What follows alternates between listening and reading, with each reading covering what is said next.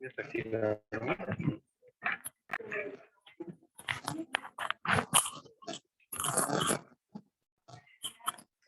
arriba.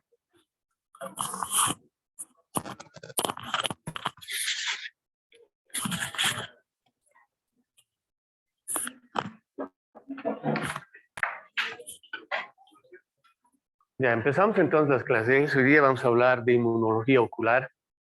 Y para hablar de inmunología ocular, obviamente tenemos que recordar un poquito de cómo era la anatomía de ese aparato ocular, ¿eh? Entonces, primeramente, aparato ocular. ¿Sí? Aparato ocular. Entonces, este aparato ocular va a estar dividido en tres túnicas, ¿eh? Una túnica externa, que va a estar formado por la córnea y la esclera, ¿no? Entonces, túnica externa, aquí pondremos. Va a estar formado por una túnica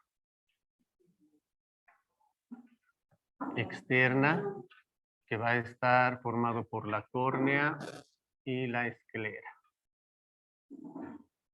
¿Ya? Túnica externa. Túnica externa o fibrosa, ¿no? Fibrosa. Entonces ahí está nuestra córnea, ¿sí? Córnea y la esclera, que es lo que le continúa, todo el blanco, ¿no? La córnea, obviamente, es convexa, transparente. La esclera es el blanquito que te sirve para la implantación de los músculos oculares, entre lo más representativo. Tenemos una túnica media, que es la túnica vascular, ¿no? Túnica vascular, y que esa va a estar representada por el iris, por el cuerpo ciliar y por la coroides. Coroides, ¿no? Entonces acá tenemos nuestro iris, ¿no? Es rojito, y ese iris es el que da la pigmentación al tipo de color de ojos, ¿no? Luego nos dice el cuerpo ciliar, aquí está nuestro cuerpo ciliar, y por detrás todo lo que continúa para atrás es lo que corresponde al coroides, ¿no? Entonces, iris, los cuerpos ciliares y todo lo restante, el coroides. Y luego tenemos otra capa, que es la capa interna, que está dado por la retina, ¿no? Por la retina. Entonces, todo lo que esté en azulito corresponde a la retina. Entonces, esto del iris, cuerpo ciliar y coroides es todo lo que está en rojito ahí. Y todo lo que es la capa interna es lo que está en azul, que corresponden a las células epiteliales de la retina y la retina nerviosa, ¿no? La retina nerviosa. Entonces, todo lo que está con azulito corresponde a las células epiteliales de la retina y que obviamente va a terminar con la retina nerviosa, ¿no? Por este lado, que van a ir a confluir con el nervio, ¿no? Entonces, ahí es donde se forman donde están ubicados los conos, los bastones, y que todo ese estímulo de color y luz van a ser transformados a un estímulo nervioso y que luego van a ser traducidos y todas las cosas que nos van a estar diciendo. Lo que nos interesa es decir, ¿no? Que reconozcamos eso para poder entender el tema que nos corresponde hoy día, que es inmunología ocular. En inmunología ocular, nos dije, tenemos que hablar, una vez que ya hemos visto cómo está constituido el aparato ocular, tenemos que hablar de inmunoprivilegio. Pues no se puede. Entonces acá, inmunoprivilegio y contexto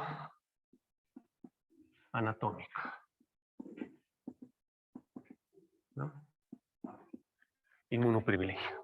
Entonces, nos dice ahí, inmunoprivilegio antiguamente estaba definido como la ausencia de inflamación.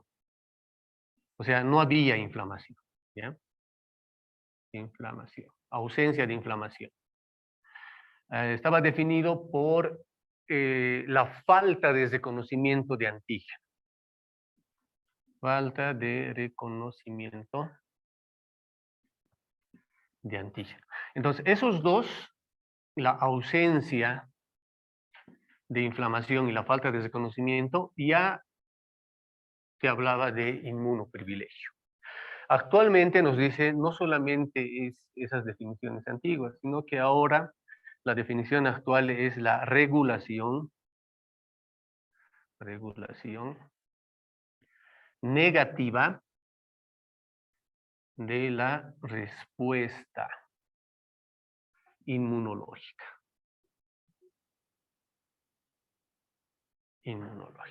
¿Ya? Entonces, se preguntan, ¿qué es inmunoprivilegio? La regulación negativa de la respuesta inmunológica. Eso es. Entonces, ¿cuáles van a ser las estructuras inmunoprivilegiadas en ese contexto anatómico de acá? Va a ser tu córnea, va a ser tu cámara anterior. Tenemos dos humores, ¿no? Un humor acuoso y un humor vítreo. Están avanzando oftalmo, ¿no ven? Entonces, el humor acuoso, cámara anterior, ¿no ven?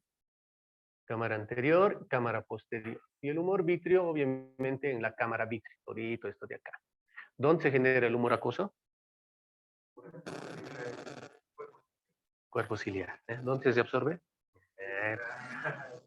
En el conducto de Slem, ¿no? Listo. Entonces, el humor, la cámara anterior,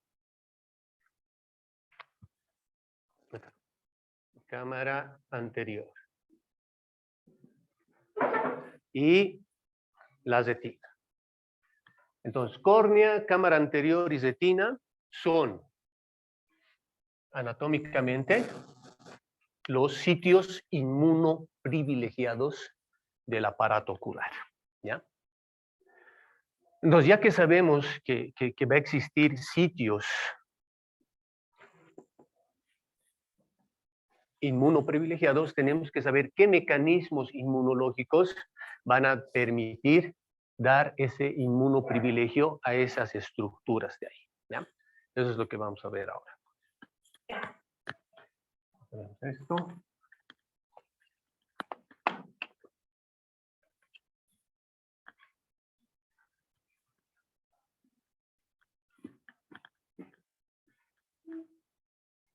Entonces, mecanismo de acción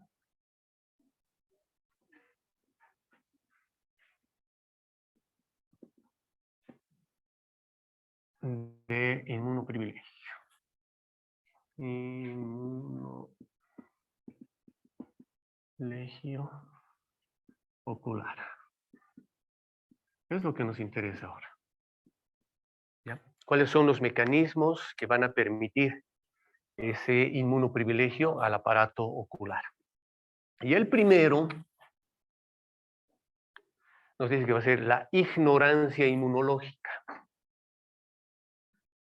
Ignorancia inmunológica. ¿Ya? Ignorancia inmunológica. Esa ignorancia inmunológica nos dice va a estar dado por tres componentes anatómicos de ella. Primero nos dice va a ser la retina. ¿Ya? La retina que nos va a permitir generar una barrera hematoretiniana.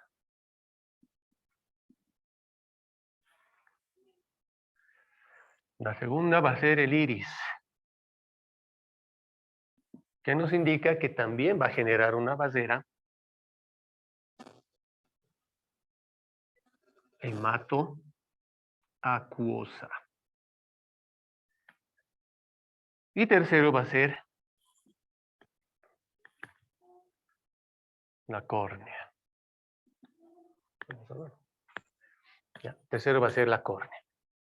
Entonces, la córnea, a su vez, se la conoce como también como privilegio angiogénico. Privilegio, va a gozar de un privilegio angiogénico. Y ese privilegio angiogénico va a ser que esta córnea va a ser avascular. Avascular. Entonces, ¿conocen el limbo? Es un tema, ¿no? Musical. El limbo esclerocorneal es esto, ¿eh? Entre la unión de la córnea con la esclera hay un sectorcito, ¿ya? Denominado de limbo esclerocorneal. Listo. Y eso es sumamente importante, nos dice, para hablar de ese privilegio angiogénico que le va a dar las características a la córnea de ser avascular. Entonces, este limbo esclerocorneal nos divide de 1 a 2 milímetros. ¿Ya? De 1 a 2 milímetros de longitud, de tamaño. Y es donde termina la vasculatura, tanto de la conjuntiva como de la esclera. Entonces, ahí termina, ya no llega aquí a llegar a toda la córnea transparente. Por eso es avascular. Pero este limbo esclerocorneal tiene otras dos funciones. Una de esas funciones es que va a tener células troncales, células madre, que va a dar origen a las células epiteliales de la córnea. Segunda función, las células de ese limbo esclerocorneal van a generar factores antiangiogénicos. O sea, ¿para qué? Para que no se generen vasos, para que no haya neoformación. Eso es lo característico de ese limbo esclerocorneal. Y el conductito ese de Slem también que les preguntaba hace rato, igualito, se encuentra casi en la misma proporción entre la córnea y la esclera. ¿Ve? Y el humor acuoso se absorbe gracias a ese conductito también. Pero lo importante es el limbo esclerocorneal, que te permite esto, ser una estructura avascular. Muy bien. Vamos a tener otro mecanismo, voy a usar esto, donde nos dice, continuamos acá, sí. Número 2. Acá, número 2. Otro mecanismo de acción va a ser la secreción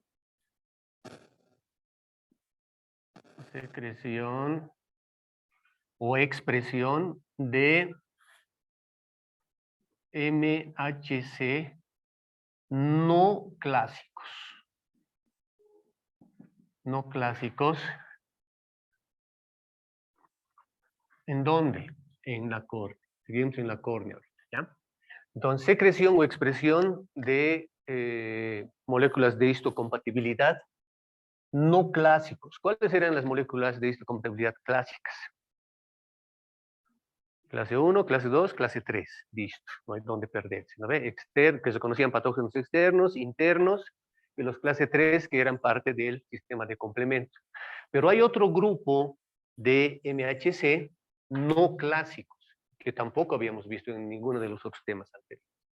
Y esas moléculas de compatibilidad no clásicos son denominados de MHC tipo 1B.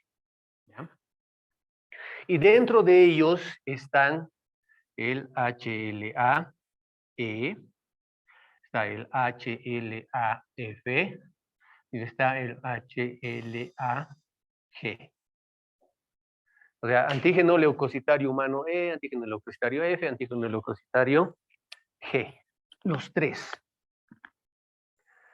Y ellos, ¿cuál es su función de ellos? Va a ser la no presentación de antígenos, ¿ya?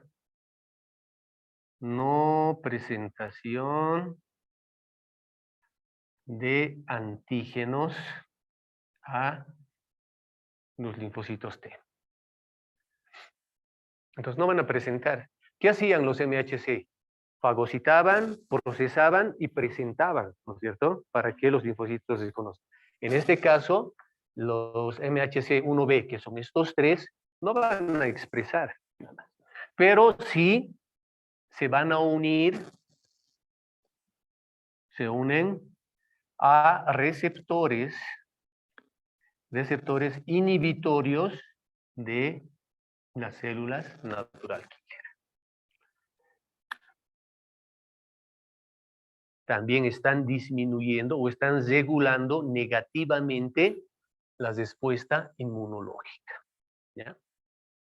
La respuesta inmunológica. Muy bien. Este otro lo voy a buscar acá.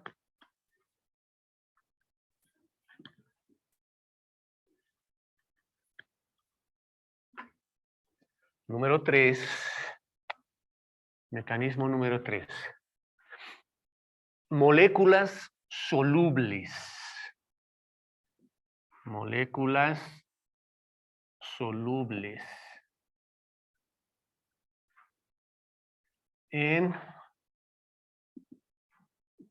inmunosupresión.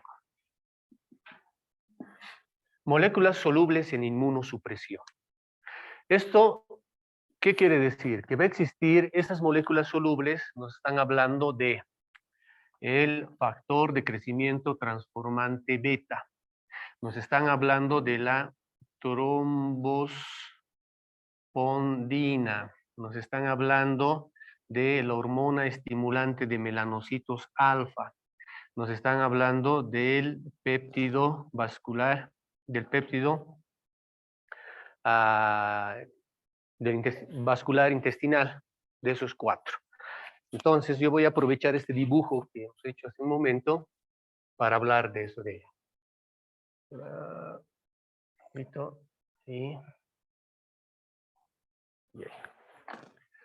Entonces tenemos esto acá. Tenemos nuestra córnea. Esto ya he copiado, ¿no? Esto más lo voy a borrar.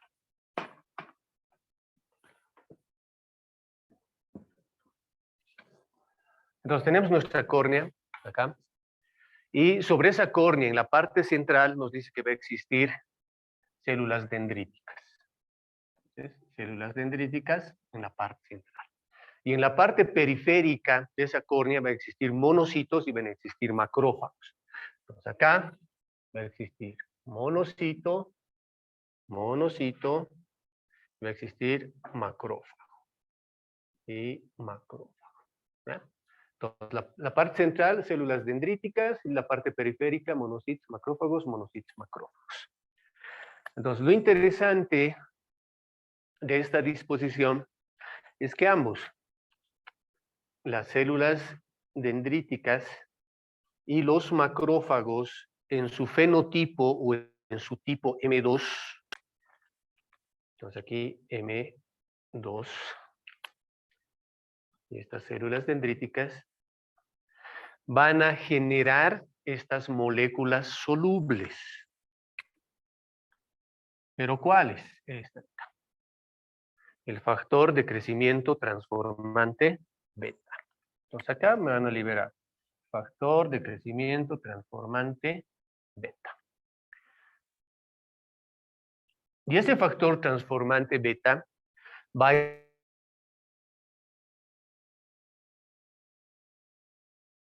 estar aquí. Aquí que teníamos, listo, ahí va a estar esta citosina, ¿ya? Nadando por ahí. En forma inactiva, ¿ya? En forma inactiva. ¿Quién la va a activar? Esta otra de acá, esta otra molécula soluble, la trombospondina. Esta activa, ¿ya? Activa al factor. Entonces acá la trombospondina va a activar a tu factor de crecimiento transformante beta. Bien. Y al activar tu factor de crecimiento transformante beta, va a hacer que también disminuya, haya una regulación negativa Regulación negativa del sistema inmunológico a ese nivel. ¿Ya? A ese nivel. Entonces, acá hacemos una pausa porque nos vamos a ir, antes de ir a hablar de estas otras dos, aprovechando que se está generando acá gran cantidad de factor de crecimiento transformante beta y que se está siendo depositado en la cámara anterior gracias a la activación de esta trombospondina, vamos al cuarto tipo de mecanismo de acción, que es la desviación inmunológica. Desviación inmunológica a cámara anterior. Muy chiquito, inmunológica en relación a la cámara anterior. En relación a la cámara anterior. Bien. Entonces, ¿qué es lo que pasa cuando nos dice desviación inmunológica hacia la cámara anterior? Nos va a hablar de la función de la célula dendrítica, de esa DC. ¿Y cuál es la función de una célula dendrítica? Eso. ¿Qué va a hacer? Presentación de antígeno. Pero primero tiene que ir a fagocitar el antígeno, ¿eh? Entonces, ¿qué va a hacer? Su función va a ser fagocitar. Fagocitar, como su compañero indica, antígenos. ¿Pero antígenos de quién? Antígenos oculares. ¿Antígenos oculares de dónde? Que se encuentren en la cámara anterior. En la cámara anterior. O que se encuentren en la coroides, ¿no? Pero van a ir a fagocitar antígenos oculares, ¿ya? Cuando va a ir a fagocitar esos antígenos oculares, tenemos que tener en cuenta que está en un ambiente rico en, ¿qué cosa? Factor de crecimiento transformante beta. ¿No ves? Ahí está. Estamos ahorita generando aquí varias moléculas solubles de factor de crecimiento transformante beta.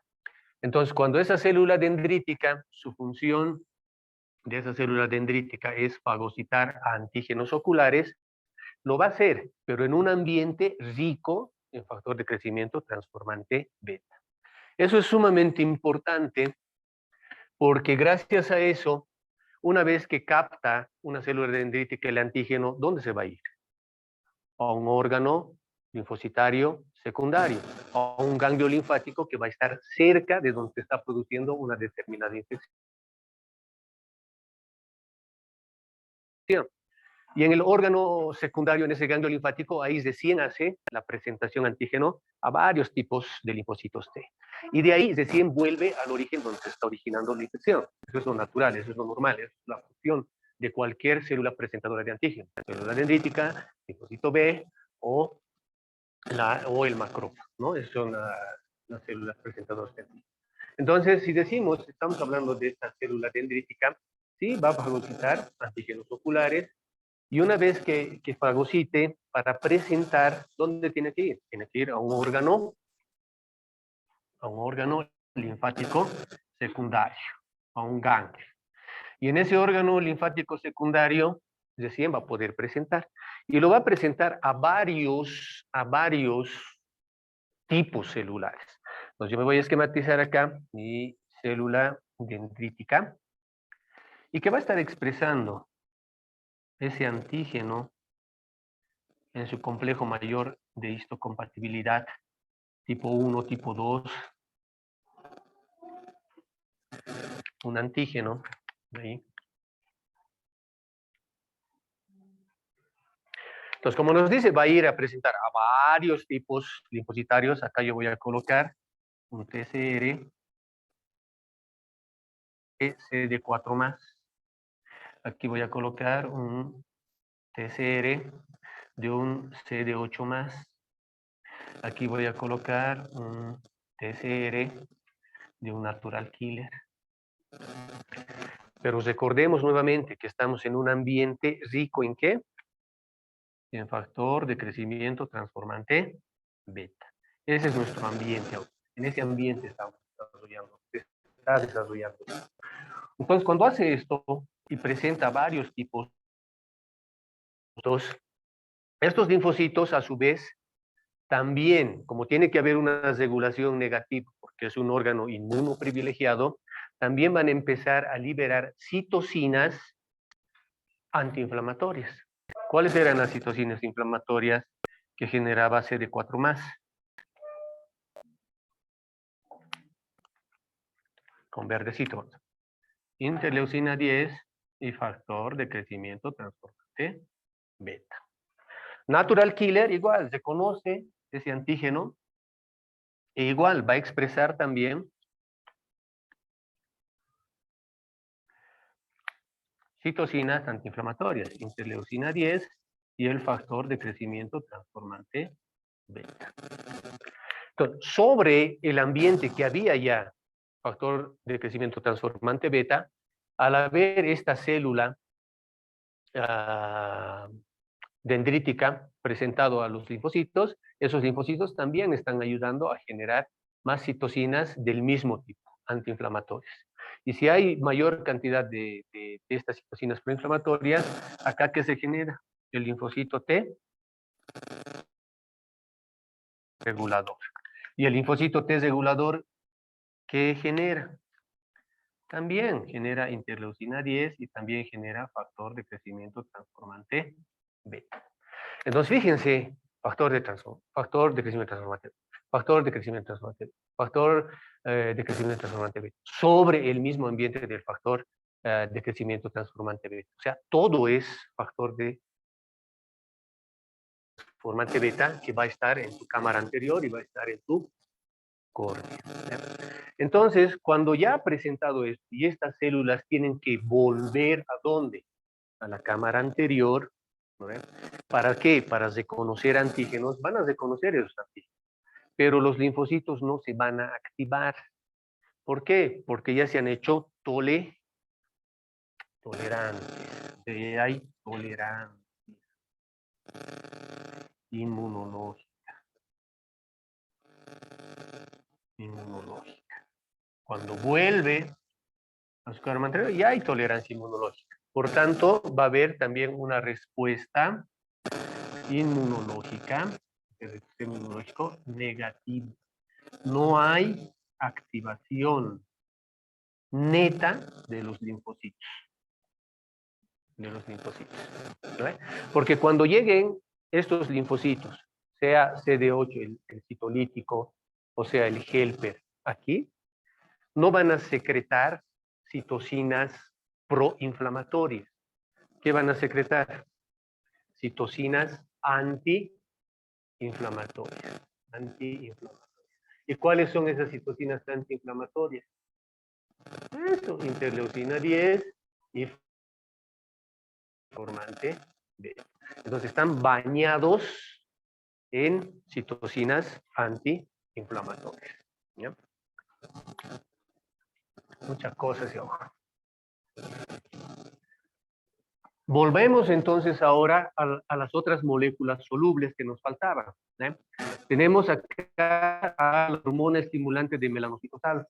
Nos tenemos que acordarnos que la propia melanocortina, la PONC que molestaban en Bioki, es la que va a generar esta hormona estimulante de melanocitos, que tiene bioquímicamente 13 aminoácidos en su composición y que va a estar gracias a la proopiomelanocortina. Entonces la POM te genera, no solamente esto, ¿no? Te genera varias cosas, endorfinas, varias cosas.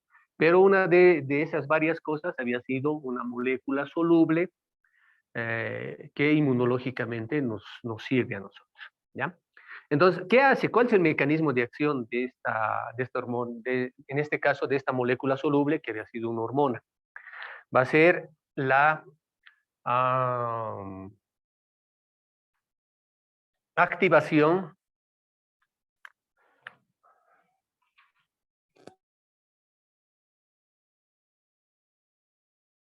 respuesta inmunológica sistémica. Entonces, cuando hay eso, va a haber una activación de respuesta inmunológica sistémica. ¿A qué? A endotoxinas. A endotoxinas. A interleucina 1 y al factor de necrosis tumoral A.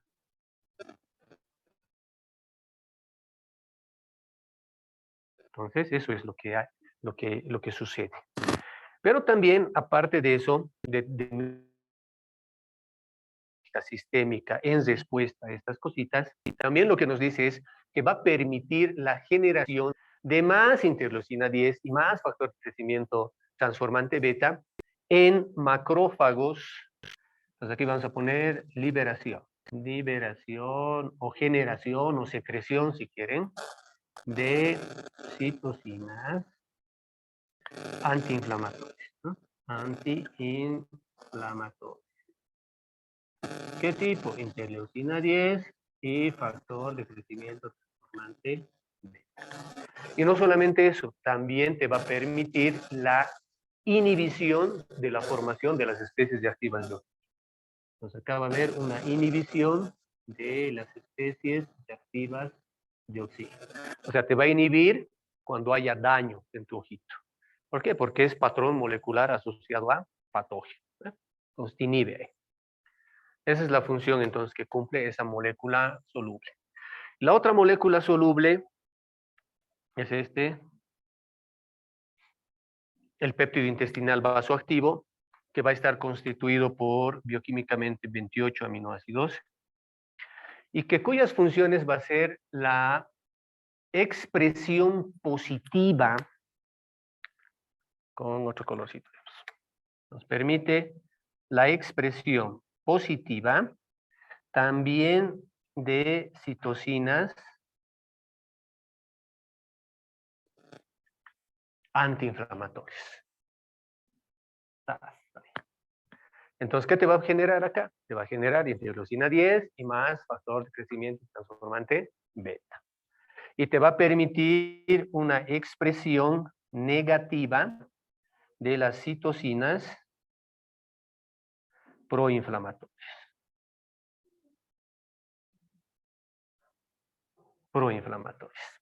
Entonces, ¿hay quiénes van a estar disminuidos? El factor de necrosis tumoral alfa, la interleucina 1 beta, la interleucina 6, la interleucina 8, la interleucina 18. Muy bien, vámonos a otro mecanismo.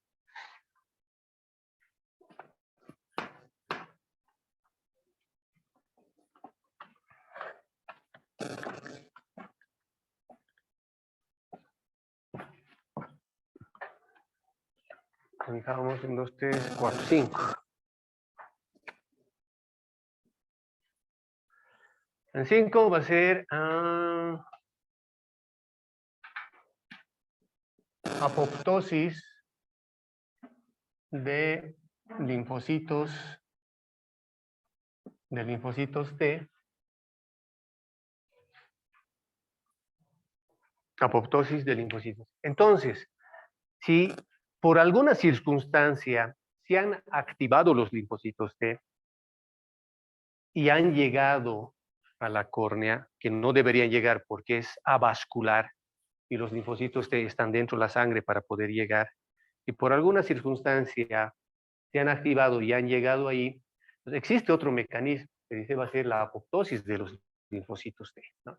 Entonces ahí las células del epitelio de la córnea, de la córnea, que vamos a poner, ahí lo voy a dejar.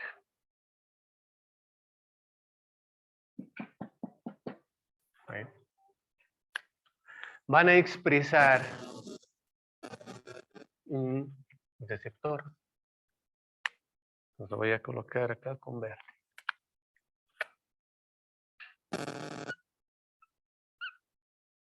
Ahí.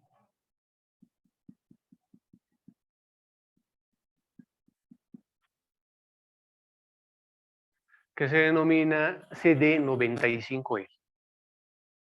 CD95L. Cúmulo de diferenciación 95 o ligando del cúmulo de diferenciación 95. Entonces, a eso el linfocito lo va a reconocer. Entonces aquí me voy a colocar así más o menos, ¿ya? Para hacer referencia a un linfocito. Todo lo que está en rojo entonces va a ser nuestro linfocito.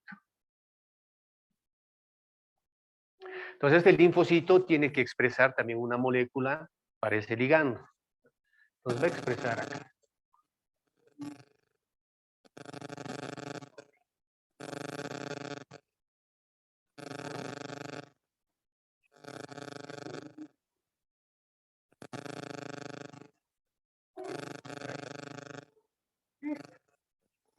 Entonces, cuando hablábamos de estas moléculas, hablábamos de un dominio extracelular, de un dominio transmembranal y un dominio intracelular. Entonces ya está, el linfocito expresa también su CD95. Entonces este está expresando su CD95, o cúmulo de diferenciación 95. Y está interaccionando con el cúmulo con el ligando del cúmulo de diferenciación 95. Y cuando coinciden ambos, aquí se fosforilan los residuos de tirosina, ¿sí? Entonces, obviamente tienes residuos de tirosina, estos de acá, se van a fosforilar, y al fosforilarse van a activar la PAP, que es la proteína de muerte celular. Y esa PAT te sirve solamente, un poquito más abajo lo voy a colocar, esa PAT que sirve para que tu procaspasa 8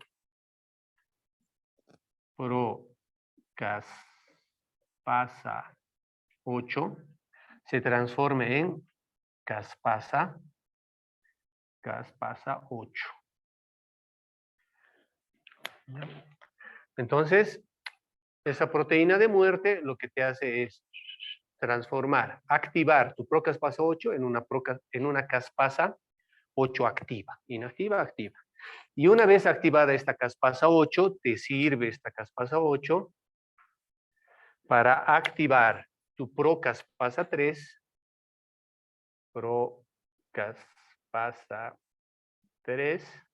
a caspasa 3. Entonces tu procaspasa 3 ya está pasando a caspasa 3. Y es esta caspasa 3 que te marca a la célula para que vaya a apoptosis, a muerte celular programada. Entonces, igualito, si han llegado los linfocitos, te va a activar apoptosis para tus linfocitos, para decir, no, aquí tú no tienes que hacer inflamación. ¿Por qué? Porque es un órgano inmuno privilegiado. Sí.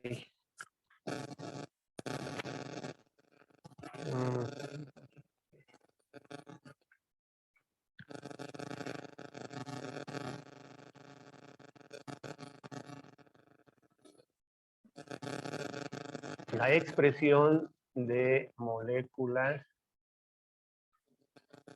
inhibitorias de la activación de linfocitos. ¿Ya? Expresión de moléculas inhibitorias en la activación de linfocitos. Igualito, si los linfocitos, aquellos otros mecanismos, igualito. Vamos a tener nosotros ahí nuestras células epiteliales o endoteliales de la córnea, y también pueden estar acá las células, porque la retina también es un órgano inmunoprivilegiado, también pueden ser ejemplo de la retina, ¿ya? De las células de la retina. Entonces acá lo que sucede es que van a expresar, ¿se acuerdan cuando un linfocito tiene que interactuar en el reconocimiento de su célula dendrítica o su célula presensadora de antígenos? Primero está su TCR con el complejo mayor de histocompatibilidad. Y luego viene una segunda señal que es su coestimulación. Entonces, ¿cuál es el coestimulador que va a expresar el linfocito T?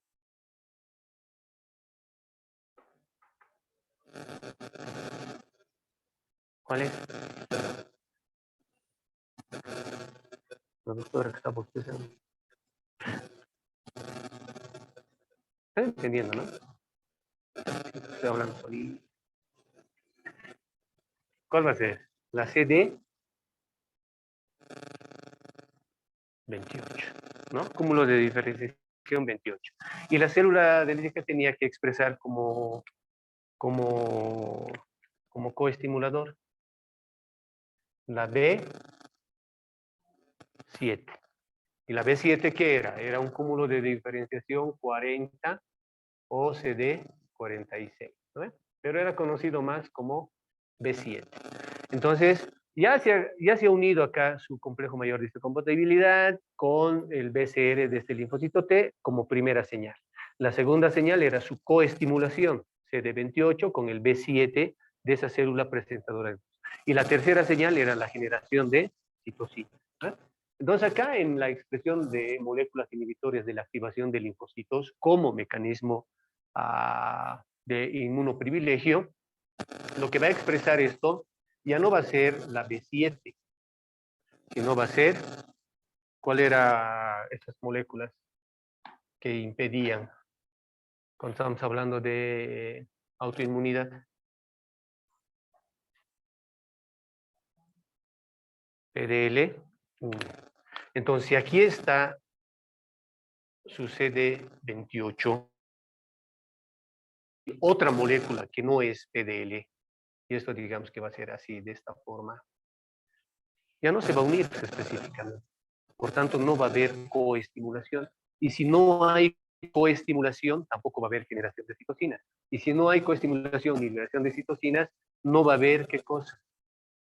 No va a haber activación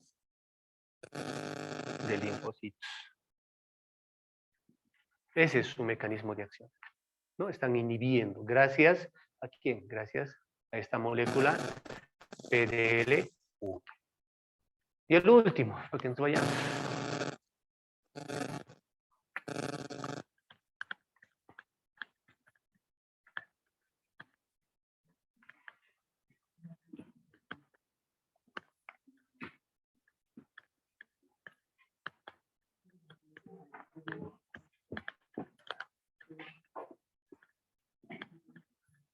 El último mecanismo para que nos vayamos por a 6, el 7.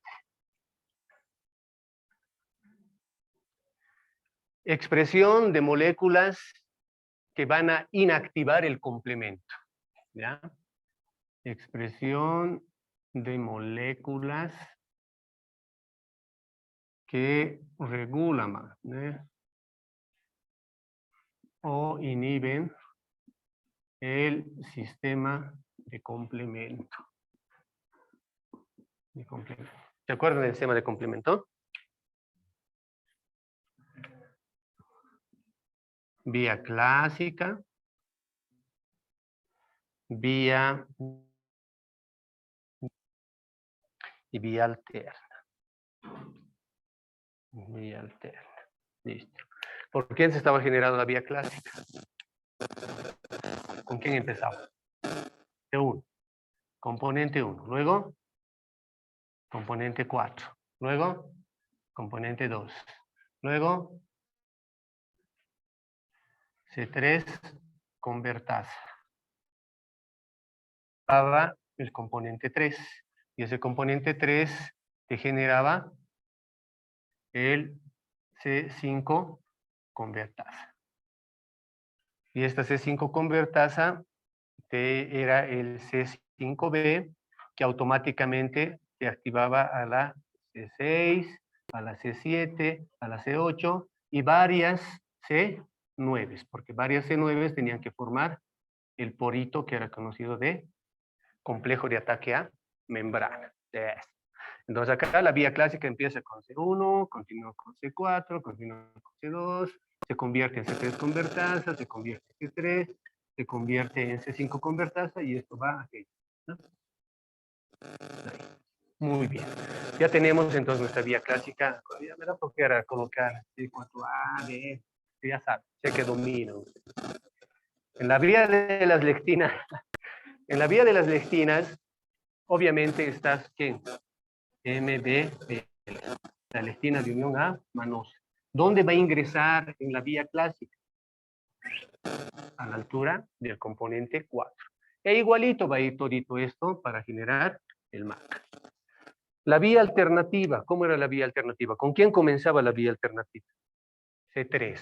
Listo. Aquí teníamos entonces la vía alternativa, comienza con C3, luego ahí se fijaban sus factores o sus proteínas, que eran la B y la P. Luego formaban, ¿qué cosa? Lo mismo que está acá. C3 convertasa.